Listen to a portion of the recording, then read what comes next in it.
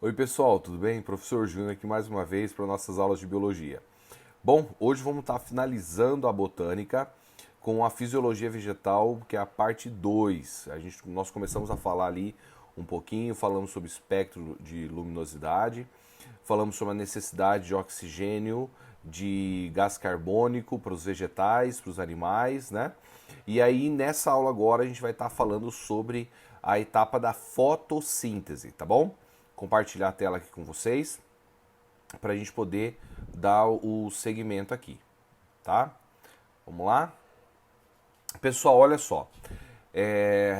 A equação da fotossíntese, ela existe duas que você pode ver nas suas provas, que é a equação simplificada, que é a primeira que está em azul, e a equação completa, que é a segunda que está aqui em laranja. Bom, essa equação simplificada, ela foi colocada por volta ali de proposta por volta de 1700, mas até então eles não tinham ideia de onde é que poderia vir o oxigênio produzido pela fotossíntese. Então, depois de muito tempo de estudos, eles descobriram que o oxigênio, como nós já falamos em outro momento, ele vem a partir da molécula de água. Então, a equação completa, que é a que está em laranja, ela mostra para você de onde que vem todos os átomos de oxigênio que são eliminados na etapa de fotossíntese para a respiração, tanto nossa quanto também do vegetal. Então, essa é a diferença entre as duas. Enquanto você tem na equação simplificada mostrando tudo que é absorvido e produzido, na completa você tem aquilo que é absorvido e o que é produzido. Só que a diferença é que ela demonstra de onde que vem o oxigênio, que é da molécula de água, tá? Mas professor, por que essa necessidade de mostrar isso? Por quê? Tanto o gás carbônico quanto a água possuem átomos de oxigênio. Então precisava ter a necessidade de saber de onde viria. Então a gente sabe que vem da molécula de água, tá? Então vamos lá para nossa etapas da fotossíntese. Então nós temos duas etapas, que é a fase clara e também a fase escura. Na fase clara, nós chamamos ela de fase luminosa ou etapa fotoquímica. Então há necessidade da luz diretamente ali. A fase escura nós chamamos de etapa química, que é onde você tem ali a produção de glicose. Durante a fase luminosa, nós temos a fotofosforilação cíclica e acíclica. E na etapa química, nós temos o ciclo de Calvin, tá? Então vamos lá. Ó. Aqui você tem um cromossomo, desculpa, nós temos um cloroplasto, desculpa. E esse cloroplasto, ele está mostrando aqui as suas devidas particularidades, suas estruturas. Duas estruturas que a gente tem que saber mais agora para os próximos minutos aqui. Primeiro é o tilacoide, que são esses disquinhos que você está vendo ali dentro do cloroplasto, tá? Que é a união desses tilacoides, ele é chamado de grânum. Então, cada tilacoide desse é onde vai acontecer a etapa clara da fotossíntese.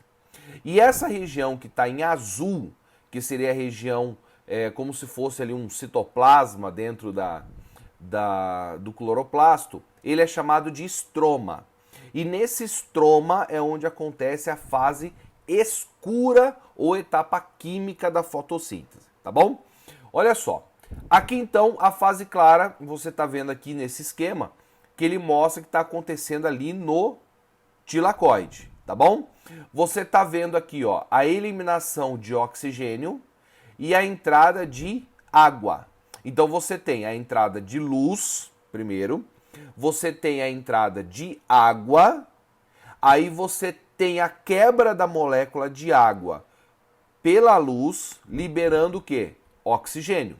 Esse processo nós chamamos de fotólise, a quebra da molécula de água por meio da luz. Então vou repetir. Na fase clara você tem a entrada de luz, a entrada de água, a quebra da molécula de água por meio da luz e a liberação de oxigênio. Professor, mas e o hidrogênio que foi quebrado da molécula de água? Ele vai para onde? Bom, ele vai se ligar a uma estrutura transportadora chamada de NADP, passando a se chamar NADPH. E esse NADPH vai para o ciclo de Calvin, tá bom? Então olha só, vamos ver então como é que ocorre essa primeira parte, que é a parte da fase clara, que o ciclo de Calvin é na fase escura. Então olha só o que nós temos aqui, ó. Aqui nós temos, nós temos aqui então os aceptores de elétrons. Então o que vai acontecer? A luz vai ser irradiada e vai ser fixada pela clorofila, que é o pigmento. Essa clorofila, ela vai energizar, então vai ser energizada e ela vai liberar grande quantidade de elétrons. E aí cada elétron que é liberado tem um aceptor de elétrons que pega esse elétron e vai liberando, vai aceptando, vai liberando, vai aceptando. Então você tem ali a energia liberada para quê? Para a produção de adenosina trifosfato, que é a moeda energética. Porque você vai precisar de energia para o processo da fotossíntese. Então olha só, aqui nós temos a primeira parte, que é a fotofosforilação cíclica. O que seria esse cíclico? É um ciclo, onde começa, termina. O que está acontecendo aqui? A fotofosforilação cíclica, ela é uma etapa que ela vai acontecer quando a planta, o vegetal vê, a célula vê, que há necessidade de maior produção de energia, tá? Senão ela fica com a fotofosforilação acíclica mesmo. Então o que acontece aqui? O elétron, ele sai, então, da clorofila, que está energizada ali pela luz, tá?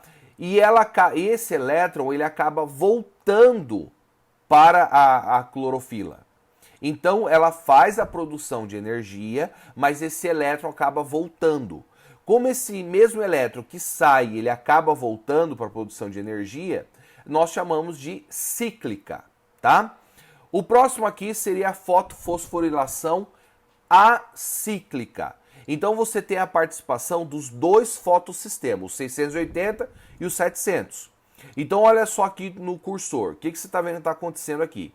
A luz está chegando no fotossistema 2, vai ser liberado os elétrons, tá? Vai acontecer a cadeia transportadora de elétrons e esses elétrons vão ser mandados para o fotossistema 1.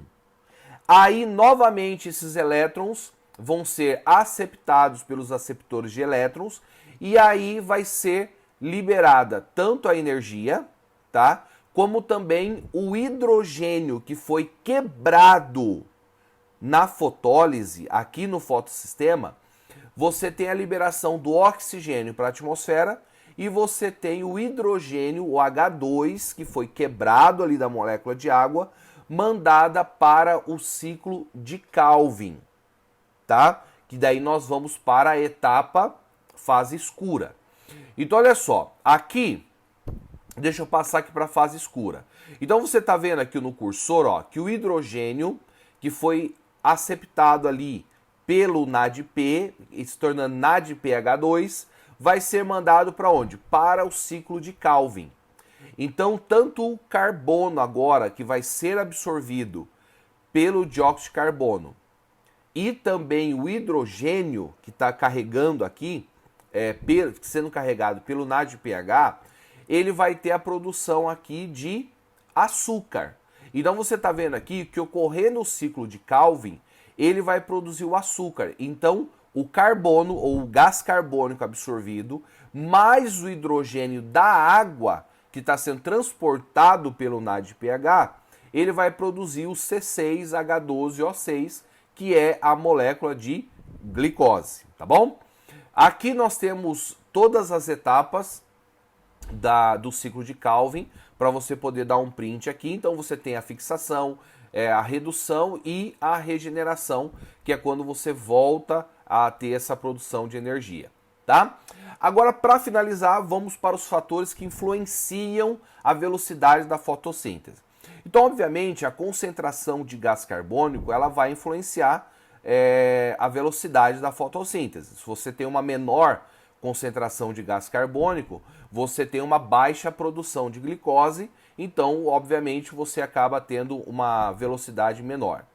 A intensidade luminosa também, você vê aqui no gráfico que conforme vai aumentando a intensidade luminosa, você tem a clorofila recebendo esses elétrons, né, sendo energizada ali, mas você vê que ela tem um ponto limite. Então vem uma quantidade de luz, ela vai produzir até um ponto limite e depois ela se mantém constante.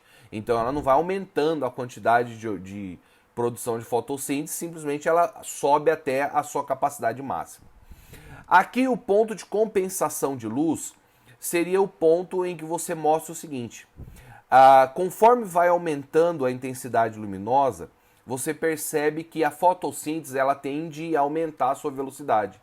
Só que a respiração ela é simplesmente constante a todo momento. Então o ponto de compensação de luz seria exatamente esse ponto onde você tem a quantidade de fotossíntese igual à quantidade de respiração. E por último, nós temos, penúltimo, na verdade, nós temos aqui a velocidade da fotossíntese pela temperatura. Então você tem uma temperatura ideal para a realização da fotossíntese. Diminuindo ou aumentando demais, você atrapalha a velocidade do processo de fotossíntese. E por último, aqui nós temos o processo de quimiossíntese. Só que o processo de quimiossíntese ele não tem a participação de luz e também as reações químicas são inorgânicas através de processos de oxidação, tá bom? Pessoal, você vai me dizer assim, professor, mas quanta informação é a fotossíntese? Esse monte de elétrons para um lado, elétrons para o outro, realmente é bem complexa. Isso para você perceber que quão maravilhoso é o nosso Deus quando criou todas essas coisas aí. E estudando essa etapa da fotossíntese, você vê que ela não é tão simplista quanto a gente fala, às vezes, para dar algum exemplo. A entrada de gás carbônico e sai oxigênio. Não. Você tem a etapa clara, a etapa escura, né? A etapa fotoquímica, que é a clara, que precisa de luz, e a etapa química, que não há necessidade de luz, diretamente. Muitos alunos perguntam assim, professor, mas e a etapa, a fase escura? Ela acontece sem a presença de luz? Diretamente, ela não precisa de luz. Só que indiretamente, a fase escura, ela precisa da luz. Por quê, professor? Por quê? Porque quando você tem a realização da fase clara, você tem a realização da fotólise também. Então você tem a liberação. De hidrogênio para a fase escura. Então ela precisa sim desse momento para com que ela possa realizar aqui a sua fase escura, precisa desse hidrogênio que vem da fase clara, ok? Beleza, pessoal? Ótimo dia de estudos para vocês e até mais. Valeu!